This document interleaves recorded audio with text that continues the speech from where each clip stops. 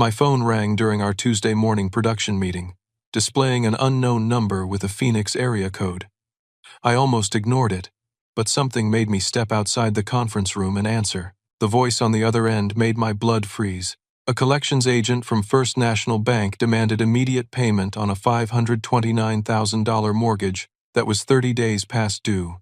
The loan was in my name for a luxury condo in downtown Phoenix. I insisted I never applied for any mortgage, never signed documents, never even looked at properties. The collector read back my social security number, birth date, and employment information, all correct.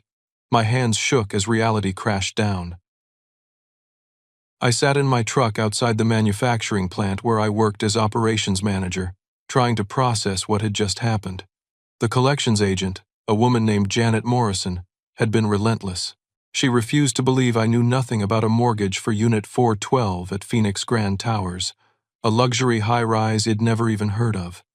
Growing up in Scottsdale, I'd always been the responsible middle child. My younger sister Jessica, now 28, had been our parents' golden child, despite never holding a job longer than 6 months.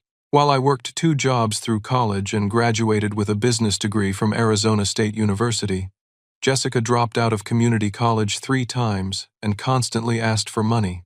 I remembered our last family dinner 2 months ago at my parents' house. My father, Robert, a former sales manager with graying temples and perpetually worried expression, had leaned back in his chair and declared, "It's your duty as her big brother to help Jessica get on her feet."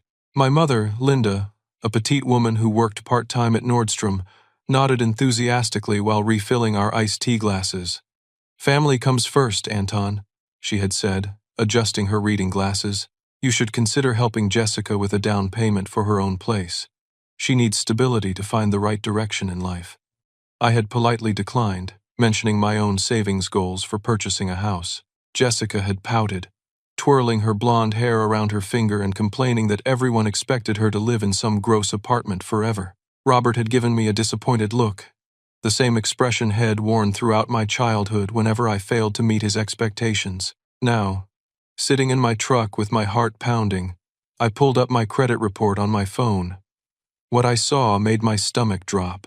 The mortgage appeared alongside several credit cards ID never opened, a car loan for a BMW ID never purchased, and utility accounts for addresses where ID never lived. All accounts listed Jessica's Phoenix address on Camelback Road. My credit score had plummeted from excellent to poor. I scrolled through the fraudulent accounts, each one feeling like a physical blow. There was a Visa card with a $15,000 limit, maxed out. A MasterCard with $20,000, also maxed. Store cards from luxury retailers I couldn't afford to shop at, even with my decent salary managing operations for Southwest Industrial Solutions. The car loan particularly stung. I drove a reliable but modest Honda Civic, carefully maintained, and nearly paid off. According to my credit report, I apparently owned a brand new BMW 3 Series worth $45,000. The monthly payment alone would have consumed a third of my take-home pay. I called my parents' landline, a number that had been the same since I was 12 years old. The answering machine picked up with my mother's cheerful voice asking callers to leave a message. I hung up without speaking, my mind racing with questions and growing dread. The 3-hour drive from Tucson to Scottsdale had never felt longer. I called in sick to work, something I'd done maybe 5 times in my 6 years with the company. My supervisor, Bill Henderson, expressed concern about my voice and told me to take care of myself. The irony wasn't lost on me that I'd spent years building a reputation for reliability and responsibility, only to discover my family had been systematically destroying my financial life. As I drove north through the Sonoran Desert, past familiar landmarks like Picacho Peak and the Casa Grande ruins, I tried to piece together how this could have happened. My apartment in Tucson was secure, my mail delivered to a locked box. I'd never given anyone access to my personal information or financial documents. But then, I remembered small things. My parents visiting my apartment 6 months ago while I was at work, claiming they wanted to surprise me with groceries. My mother asking for my new address when I'd moved to a different complex, saying she wanted to update her address book. My father's questions about my job and salary, which I'd attributed to parental interest in my success. The pieces were starting to form a picture I didn't want to see. By the time I reached the outskirts of Phoenix, with the city's sprawling subdivisions stretching toward the mountains, I knew I was about to confront something much worse than a simple misunderstanding. My parents lived in a modest ranch house in an older Scottsdale neighborhood, the kind of place where retirees walked small dogs and teenagers learned to drive in empty parking lots. The house looked exactly the same as always, with its beige stucco exterior and desert landscaping. But parked in the driveway, gleaming in the Arizona sun, was a brand new BMW 3 Series. I sat in my Honda for several minutes, staring at the BMW that, according to my credit report, belonged to me. The car was pristine, with temporary dealer plates, and that new car smell probably still lingering inside. Jessica had always complained about driving her beat-up Toyota Corolla, a car our parents had bought her used when she turned 18. The front door opened before I could decide what to do. Jessica emerged wearing designer jeans and a top I recognized as expensive from my brief experience dating someone who shopped at high-end stores. Her blonde hair was professionally styled, and she wore jewelry I'd never seen before. She looked surprised to see me, but not particularly concerned. "Anton, what are you doing here? Is everything okay?" she asked, her voice carrying that slightly whiny tone I remembered from childhood when she wanted something. "We need to talk," I said, getting out of my car and walking toward the house. All of us. Inside, my parents were watching television in their living room, a space that hadn't changed much since I was in high school. The same beige furniture, the same family photos on the mantel, the same desert sunset painting my mother had bought at a garage sale 20 years ago. My father muted the television when he saw my expression. "Son, you look upset," he said, standing up and smoothing his polo shirt. "What's wrong?" I pulled out my phone and showed them the credit report. "This is what's wrong. Someone has been using my identity to open accounts, and according to the bank, I owe over $500,000 on a mortgage I never applied for." The silence that followed was deafening. My mother's face went pale, and she reached for her water glass with a trembling hand. My father's jaw tightened, and he exchanged a quick glance with Jessica. "I'm sure there's been some mistake," my mother said weakly. "Identity theft happens all the time. You should report it to the police." "Linda," my father said sharply, and she immediately stopped talking. Jessica flopped onto the couch with an exaggerated sigh. "Look, Anton, before you get all dramatic about this, you need to understand something. We had to help me somehow. You weren't using your good credit anyway." The casual way she said it hit me like a physical blow. "What do you mean, we?" My father stepped forward, his chest puffed out in the authoritative posture I remembered from childhood lectures. "We're family, Anton. Family helps family. You have excellent credit and a good job. Jessica needed a chance to build something for herself by stealing my identity." My voice was rising, despite my efforts to stay calm. "We didn't steal anything," my mother interjected, finding her voice again. "We're your parents. We planned to tell you eventually, and family helps family. You know that." Jessica began explaining the living situation with the casual entitlement that characterized her entire life. She'd been living in the luxury condo for 8 months, enjoying amenities like a rooftop pool, fitness center, and 24-hour concierge service. She made no payments because she assumed I would handle the financial responsibilities. "The condo's really nice, Anton. You should see it. Floor-to-ceiling windows with mountain views, granite countertops, stainless steel appliances. It's exactly the kind of place I need to be living if I'm going to meet the right kind of people." She showed me photos on her phone of the unit, decorated with expensive furniture and artwork. There were pictures of parties she'd thrown, with well-dressed people holding wine glasses and laughing in the spacious living room. "Where did you get the money for all this furniture?" I asked. "Oh, there are these great furniture rental places that deliver everything. I just put it on the credit cards." "What credit cards?" My father cleared his throat. "Anton, we need to explain how this all works. Your mother and I have had financial difficulties, and Jessica needed a stable living situation. We've been accessing your mail for about 2 years now." The words hit me like ice water. "You've been what?" My mother produced a key from her purse, the same key I'd given them for emergencies when I first moved to Tucson. "We kept this from when you had that appendix surgery and needed help. You never asked for it back, so we figured you were okay with us having access. They'd been intercepting my mail, including financial statements and pre-approved credit offers. My father admitted Head practiced copying my signature by tracing documents until he could replicate it perfectly. They even had fake identification cards made with my information but Jessica's photo. We used a guy Robert knows from his old sales job, Jessica said matter-of-factly. He makes really convincing IDs for like $100 each. My mother disappeared into their bedroom and returned with a manila folder containing copies of loan documents, credit applications, and other paperwork. Every signature was a forgery, but they were convincing forgeries. Someone had spent considerable time and effort learning to replicate my handwriting. We've been planning this for a while, my father said with something resembling pride. Your credit was just sitting there doing nothing. Jessica needed opportunities, and you were in a position to help, whether you knew it or not. The folder contained documentation I'd never seen, loan applications listing my employment information, bank statements I'd never received, and even a lease agreement for Jessica's condo showing me as the responsible party. Jessica mentioned additional loans with the same casual tone she'd used to discuss what she had for lunch. A personal loan for $25,000 to start a boutique that never materialized. A business credit line for $30,000 that she'd used for vacations and shopping. Each revelation made the hole deeper and my anger hotter. How much total?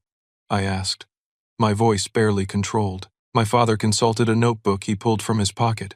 Well, the original mortgage was for $600,000, but with the home equity line and the credit cards Jessica's been using, I'd say we're looking at close to $800,000 total. $800,000.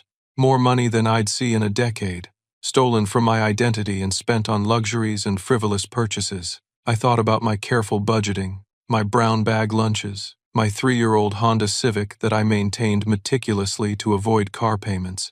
And you expected me to just go along with this when I found out.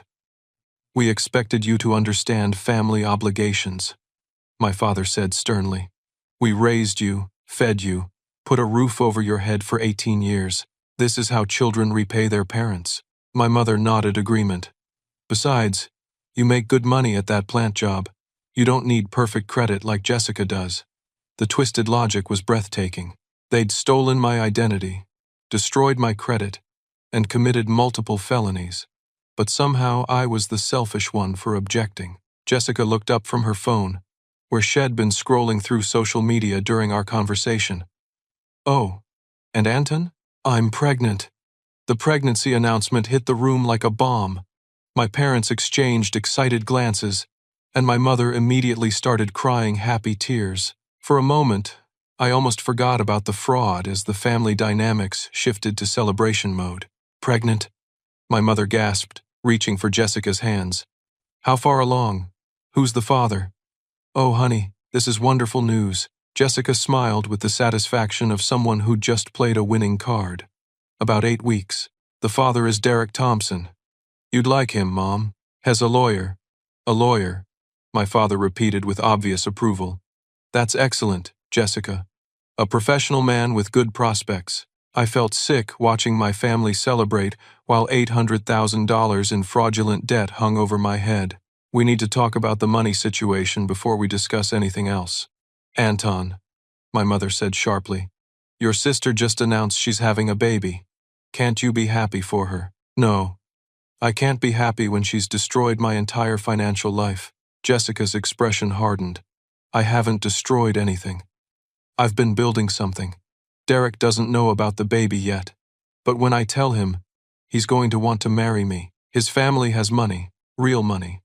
This condo situation is temporary. What do you mean his family has money? The Thompsons own one of the biggest law firms in Phoenix, my father explained. Derek works there as an associate. Jessica met him at some charity event downtown. I demanded to see all documentation related to the fraud. My father reluctantly produced a second folder, this one significantly thicker than the first.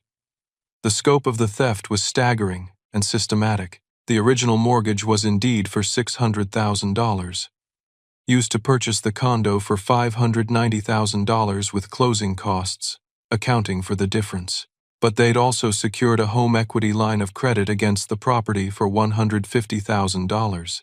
Jessica had already drawn down $60,000 of that credit line for furniture, car payments, and what she called lifestyle expenses. Jessica showed me her social media accounts with the same pride shed displayed about the condo. Her Instagram featured photos from vacations to Hawaii and Las Vegas, shopping trips to expensive boutiques, and meals at restaurants where entrees cost more than I typically spent on groceries in a week. "Derek's been taking me to these amazing places," she said, scrolling through pictures of herself in designer dresses. "His friends all have money, so I need to fit in with that crowd." The Hawaii trip had cost $12,000. The Las Vegas weekend was $8,000. Shed purchased a wardrobe that cost more than I made in 3 months. Every expense had been charged to credit cards opened with my stolen identity. But the real shock came when my father revealed their own financial situation. Head lost his sales job at a medical equipment company 18 months ago and had been hiding the unemployment from everyone, including my mother. They were 3 months behind on their mortgage and had been using my stolen credit to make their house payments. "I've been looking for work," he said defensively. "The job market for men my age is terrible. Nobody wants to hire someone over 55. My mother worked part-time in the accessories department at Nordstrom, bringing home maybe $800 a month after taxes. Her income couldn't cover their basic expenses, let alone maintain their middle-class lifestyle. So you decided to steal from me, instead of downsizing or asking for help honestly." "We couldn't ask you for help," my mother said. "You would have lectured us about financial responsibility and made us feel terrible about ourselves." The irony was overwhelming. They'd chosen to commit identity theft and fraud rather than have an honest conversation about their financial struggles. Jessica revealed more details about her relationship with Derek. She'd been lying to him about her financial situation, claiming she worked in marketing for a successful startup company. The condo was meant to impress him and his family, who apparently lived in an exclusive Paradise Valley neighborhood where homes started at $2 million. "Derek's parents are very particular about who he dates," she explained. "His mother Sarah is on the boards of several charities, and his father William is a senior partner at their law firm. They expect Derek to marry someone from their social circle, so you decided to lie about everything." "I'm not lying. I'm positioning myself for success. There's a difference." She showed me photos of Derek, a handsome man in his early 30s with the kind of confident smile that suggested Head never worried about money. He wore expensive suits and drove a luxury car that made the BMW in my parents' driveway look modest. "Derek's planning to propose soon," Jessica said with certainty. "I just need to maintain the right image until that happens. Once we're engaged, his family's money will solve all these temporary financial problems."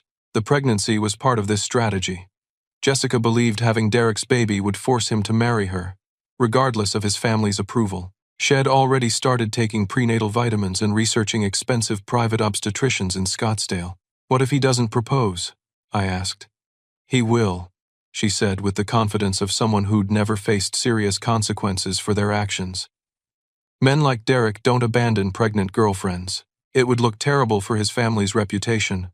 My father supported this plan completely. He saw Derek's family as the solution to all their financial problems, not just Jessica's. Once Jessica married into money, she could help them catch up on their mortgage and maybe even help him start some kind of business. "This is all going to work out," he assured me. "You just need to be patient and supportive while Jessica handles the relationship situation." The family had convinced themselves that my stolen identity and destroyed credit were acceptable casualties in Jessica's quest to marry money. They expected me to either fix the financial situation myself or simply accept the damage to my credit and future. What about the $800,000? Even if Jessica marries Derek, how does that solve the immediate problem? "Derek's family will handle it," my mother said with stunning naivety. "Rich people pay off debts all the time to avoid scandal. They'd built an elaborate fantasy where Jessica's pregnancy would lead to marriage, which would lead to financial rescue, which would somehow justify the massive fraud they'd committed. The possibility that Derek might not react positively to being trapped by pregnancy and lies hadn't occurred to any of them. Looking around the living room where I'd grown up, I realized I was dealing with people who'd lost all connection to reality. They'd become criminals and convinced themselves they were just being resourceful family members. 2 days later, I found myself sitting in a Starbucks in downtown Phoenix, meeting Derek Thompson for the first time. Jessica had arranged the introduction, telling Derek I was her responsible older brother who wanted to meet the man she was dating. She'd given him no indication of the financial chaos swirling around her life. Derek was exactly what I'd expected from Jessica's photos. Polished, confident, and expensively dressed. He wore a tailored navy suit that probably cost more than my monthly salary and spoke with the easy assurance of someone who'd never doubted their place in the world. "Jessica's told me so much about you," he said, shaking my hand with a firm grip. "She's really proud of how successful you are with your manufacturing company." I nearly choked on my coffee. According to Jessica's version of my life, I was apparently a successful business owner rather than an operations manager. She said I own a manufacturing company, Southwest Industrial Solutions, right? She mentioned you started it from nothing and built it into a regional success story. Very impressive for someone your age. The lies kept multiplying. I decided to be direct. "Derek, there are some things about Jessica's situation that you need to know. Important things that affect your relationship." His expression shifted from friendly to concerned. "What kind of things?" I explained the identity theft, the fraudulent mortgage, and the mountain of debt that had been accumulated using my name.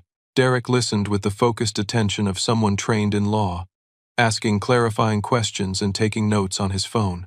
"Are you telling me Jessica doesn't actually own that condo?"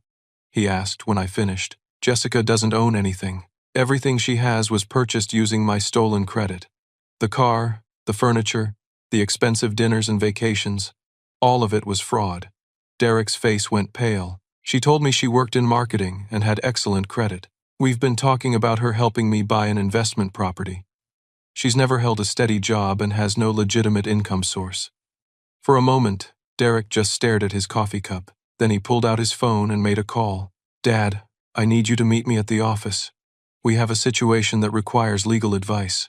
An hour later, I found myself in a conference room at Thompson, Hayes & Associates, a prestigious law firm occupying 3 floors of a downtown Phoenix high-rise.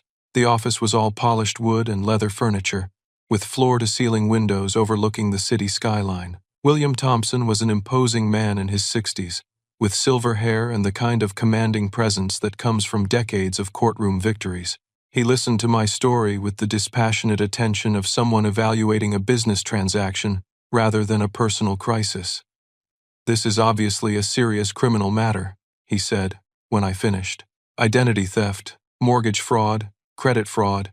We're talking about multiple felonies with potential prison sentences." Derek looked devastated. "I had no idea, Dad.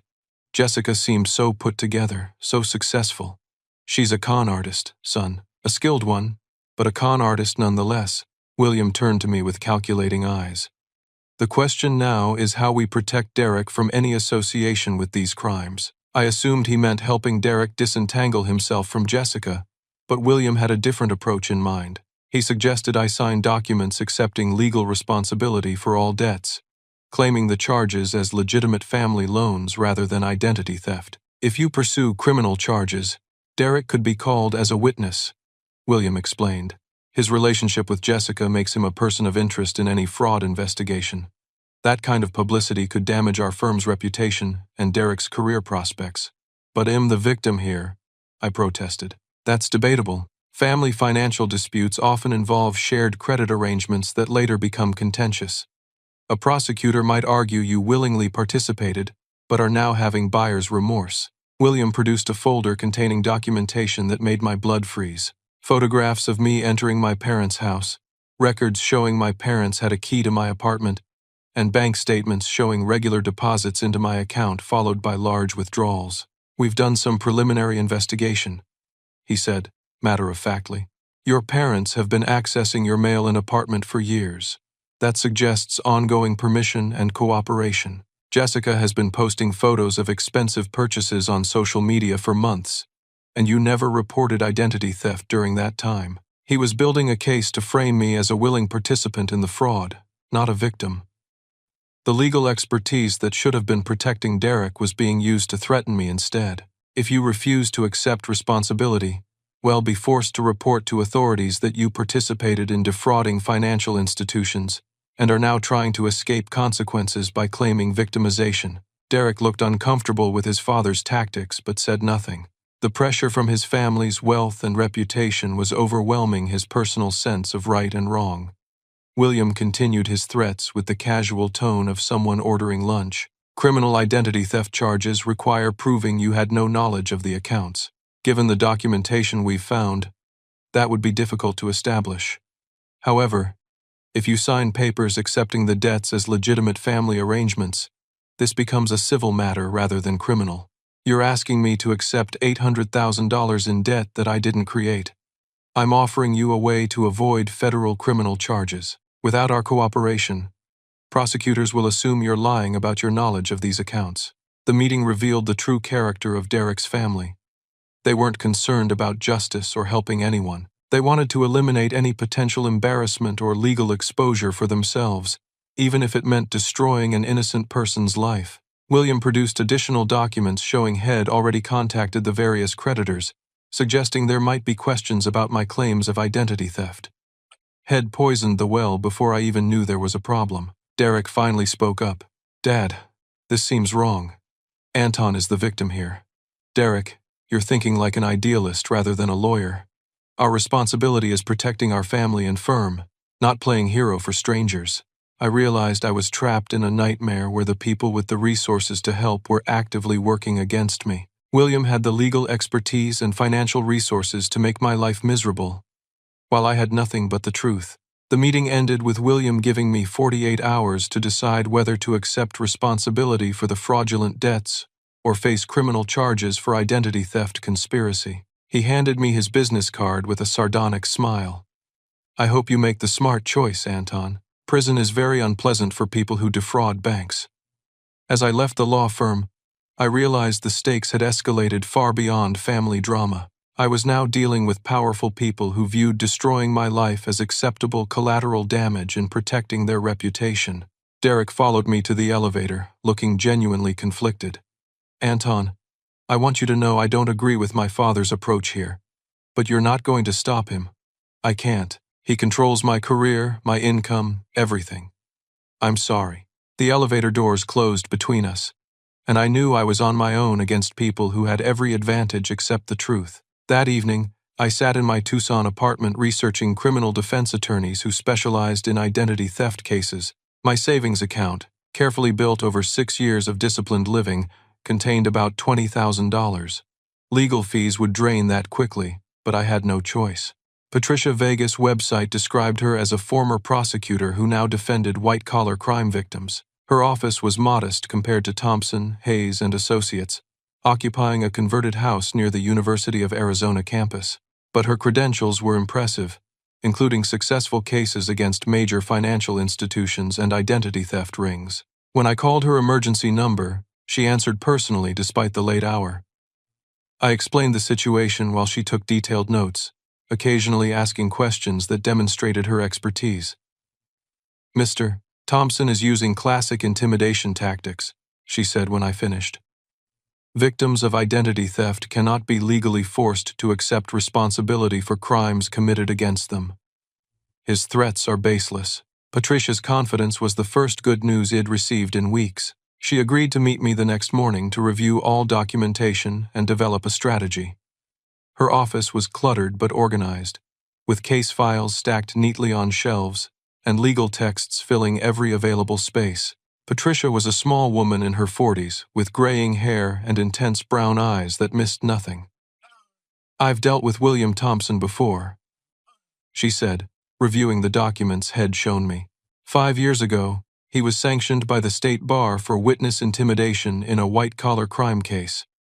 He has a pattern of using legal threats to silence victims rather than properly reporting crimes.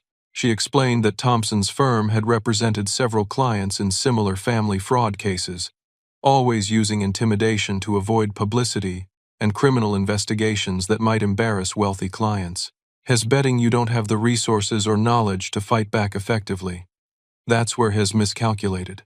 Patricia's investigation strategy was comprehensive. We would gather evidence of the fraud while simultaneously exposing Thompson's unethical tactics.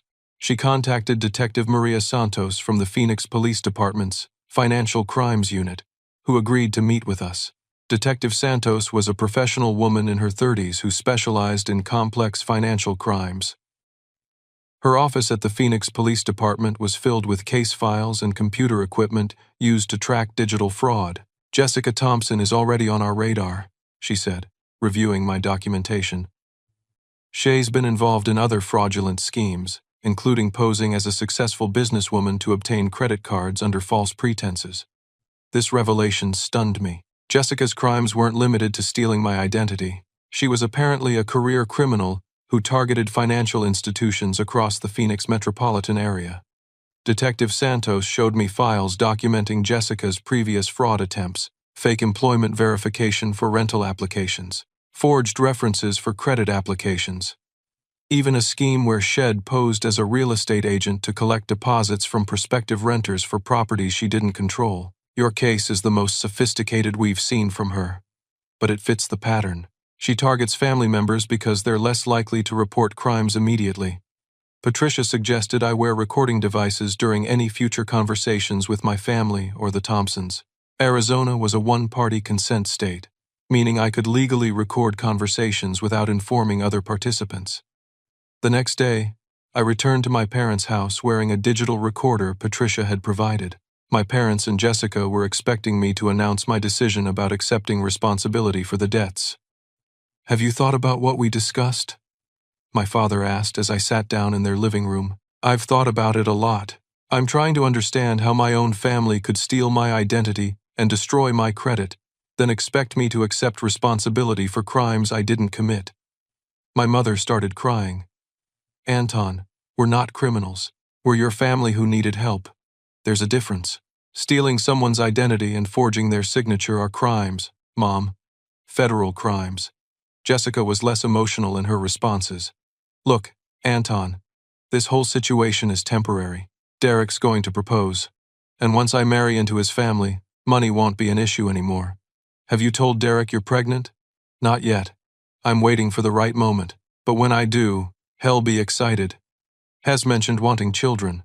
I pressed them for details about how they'd accessed my mail and copied my signature. My father described their system with disturbing pride, explaining how they'd intercepted pre-approved credit offers and used my mother's retail job to verify employment information.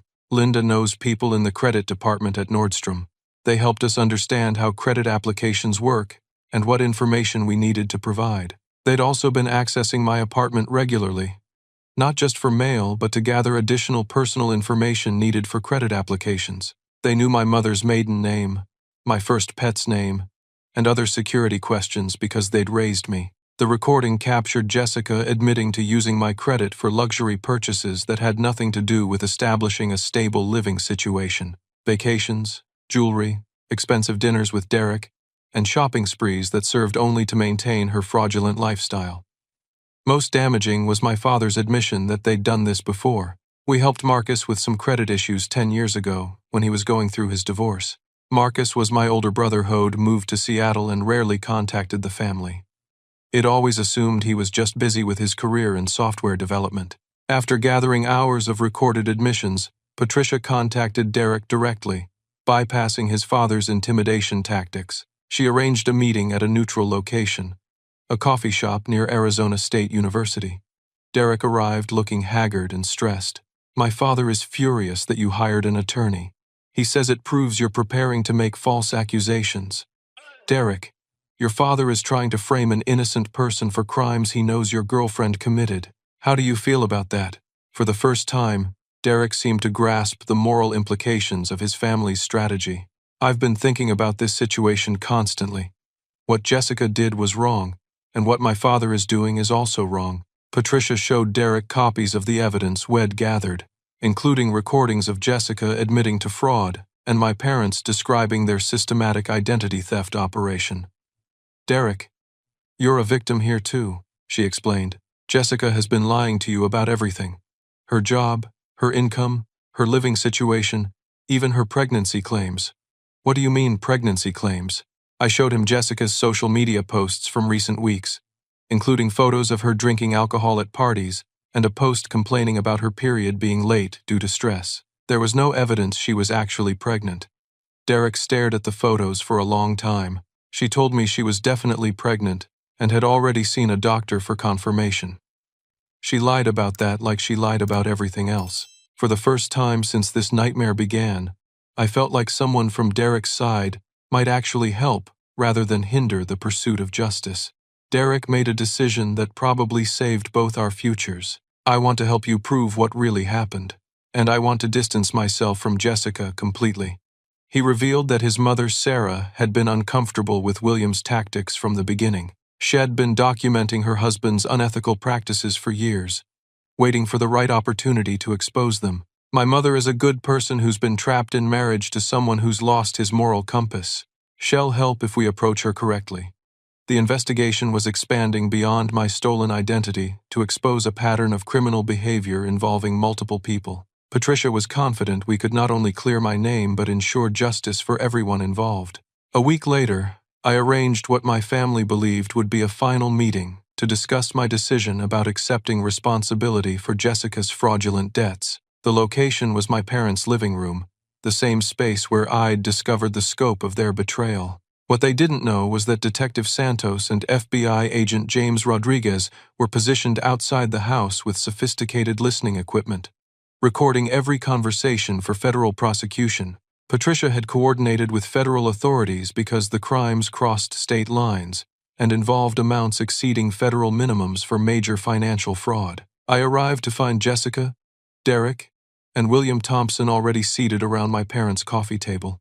Documents were spread across the surface, including papers William had prepared for me to sign accepting legal responsibility for all fraudulent accounts. "Anton," my father said with forced warmth, "we're glad you're here. Mr. Thompson has prepared everything we discussed.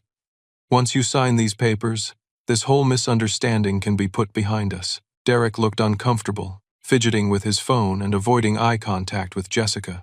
Since our conversation with Patricia had been questioning everything about their relationship, William Thompson commanded the room with his usual arrogance. "I trust you've had time to consider the consequences of refusing our generous offer. The alternative is criminal prosecution for conspiracy to commit identity theft.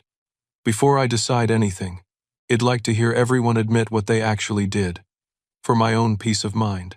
Jessica rolled her eyes. "Anton, we've already been through this. We helped ourselves to your credit because you weren't using it. Family helps family. Can you be more specific about how you helped yourselves?" My mother pulled out the folder containing forged documents, apparently proud of their thoroughness. "We practiced your signature until Robert could copy it perfectly. Then we used your mail to find pre-approved credit offers and submitted applications." My father joined the confession with enthusiasm.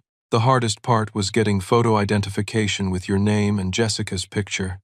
But I knew someone from my sales days who makes quality fake IDs for a reasonable price." They were confessing to multiple felonies while federal agents recorded every word. The casual way they discussed crimes that could result in decades of prison time was breathtaking.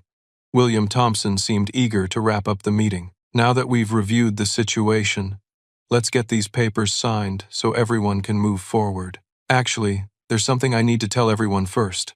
I stood up and walked to the front door, opening it to reveal Detective Santos and Agent Rodriguez. Both wore badges and carried folders containing arrest warrants. "Ladies and gentlemen, I'd like you to meet Detective Santos from Phoenix PD and Agent Rodriguez from the FBI. They've been listening to our conversation and recording admissions of federal crimes." The room erupted in chaos. My mother screamed and dropped her water glass. My father jumped up and started backing toward the hallway. Jessica began crying and pleading that she was pregnant and couldn't go to jail. William Thompson's face went from confident to terrified in seconds. "You can't record private conversations without consent. This is illegal entrapment."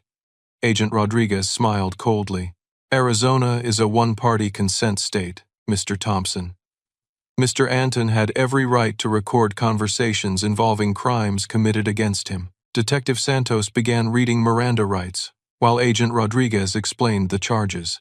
Robert and Linda faced federal charges for identity theft, mail fraud, and conspiracy. Jessica faced multiple counts of credit, fraud, identity theft, and forgery. William Thompson faced extortion and witness intimidation charges.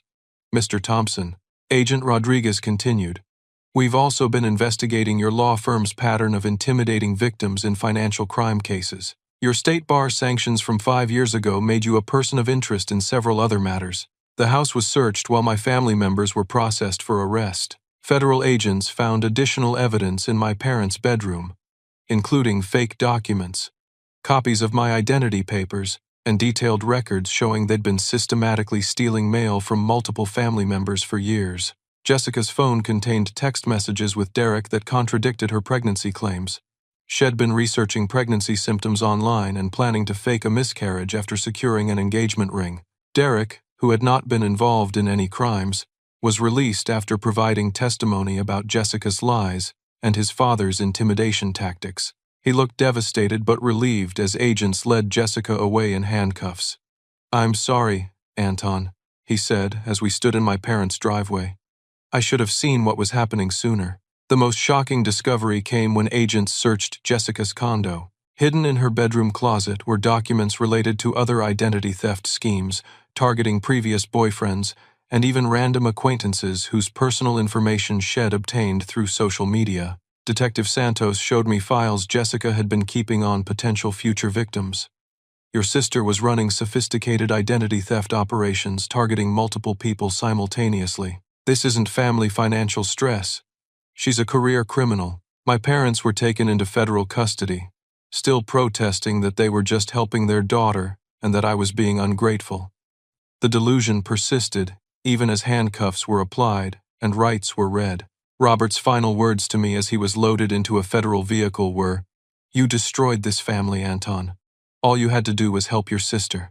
The house search also revealed that my parents had been planning to steal identity from other family members, including cousins and Jessica's ex-boyfriends. They'd collected personal information on dozens of people who'd visited their home over the years.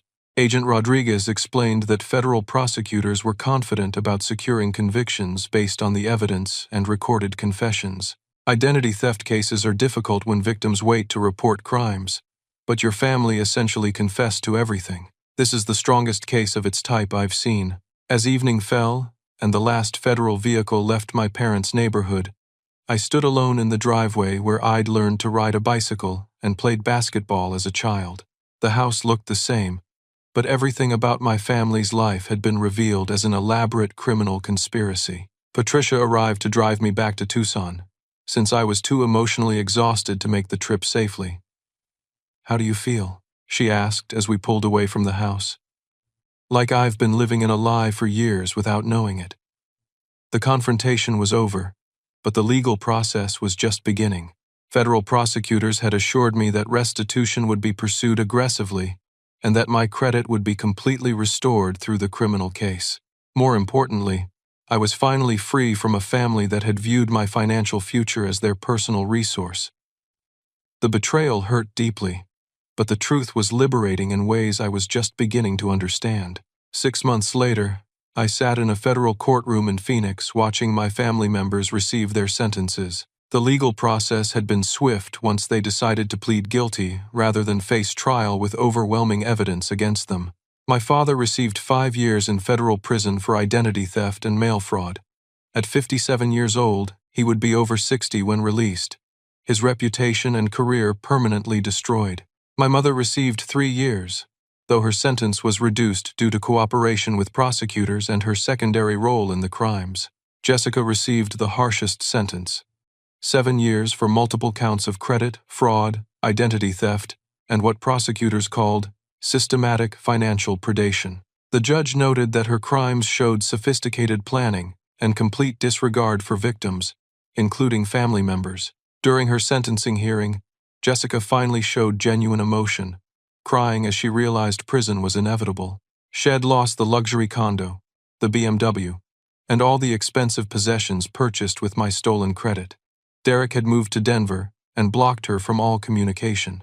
William Thompson's legal career ended when he was disbarred for extortion and witness intimidation. His law firm collapsed as other victims came forward with similar stories of intimidation and corruption. He faced criminal charges that would likely result in prison time and professional disgrace.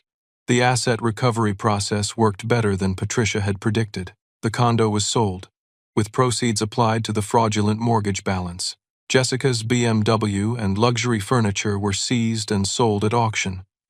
Even her designer clothing was liquidated to satisfy restitution orders.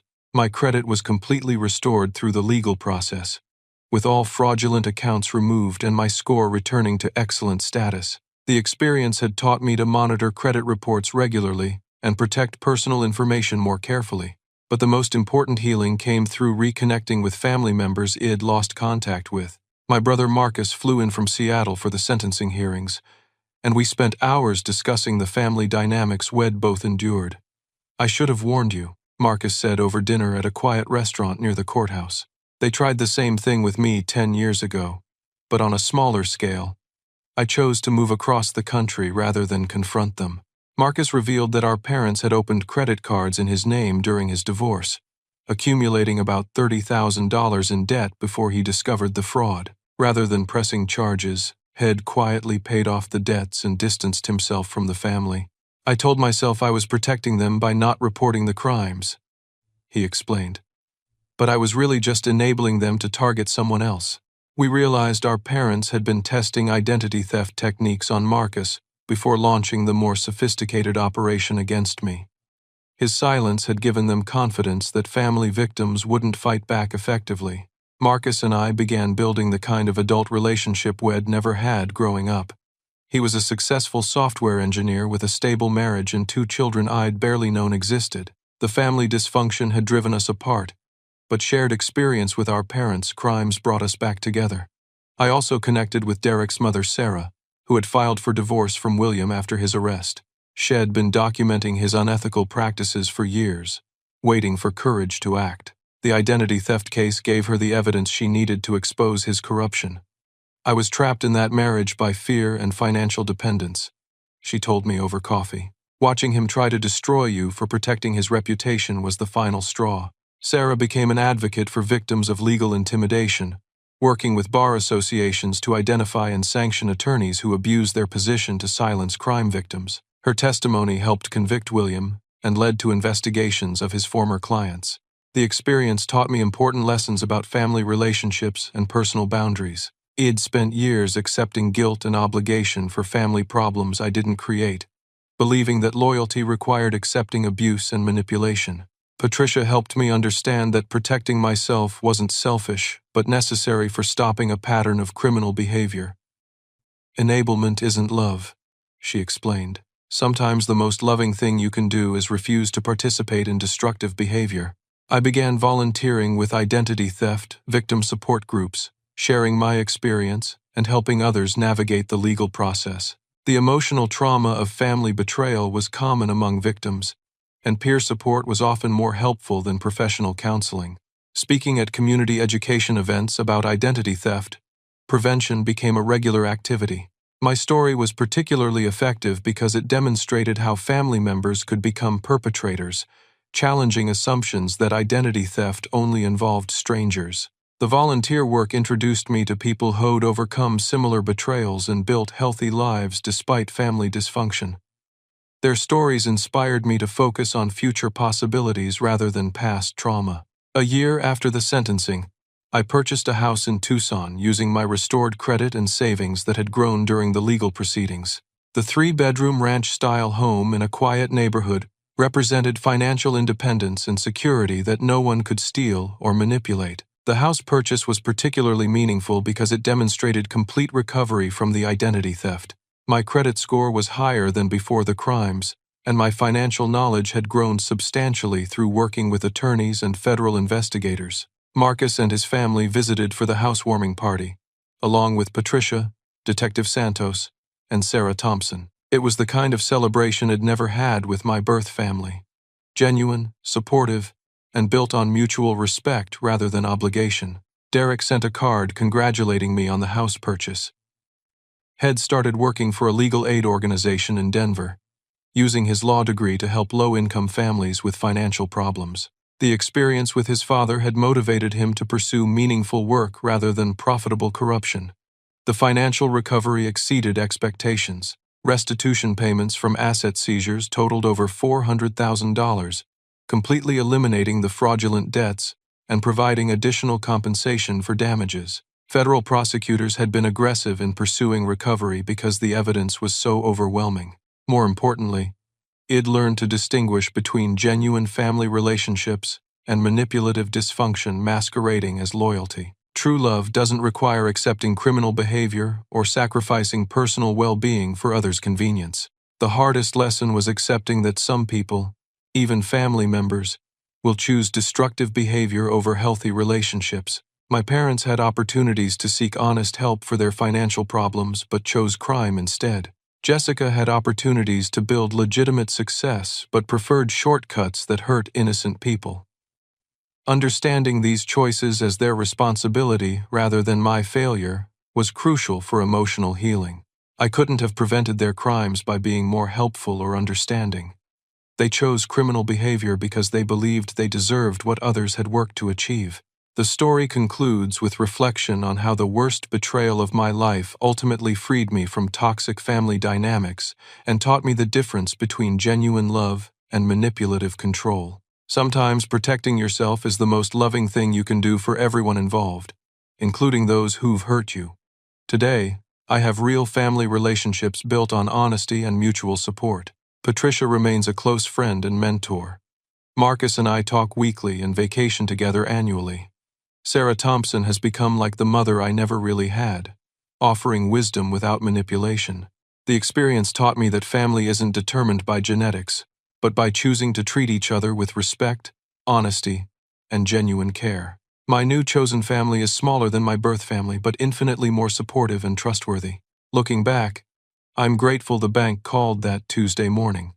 Without that phone call, I might have spent years unknowingly enabling criminal behavior, while my financial future was systematically destroyed. Sometimes the worst news leads to the best outcomes.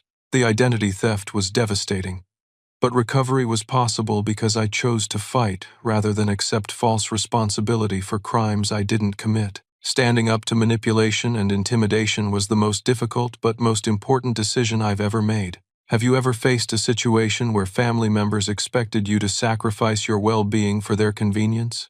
How do you balance loyalty with protecting yourself from manipulation? I'd love to hear your thoughts in the comments below. If this story resonated with you, please give it a like and share it with anyone who might benefit from understanding how family relationships can become toxic and what recovery looks like. Subscribe for more stories about overcoming betrayal and building healthy boundaries. Thank you for listening to my journey from victim to survivor.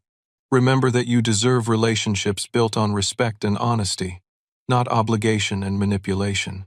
Sometimes the hardest decisions lead to the most freedom, and protecting yourself isn't selfish but necessary for building a life worth living.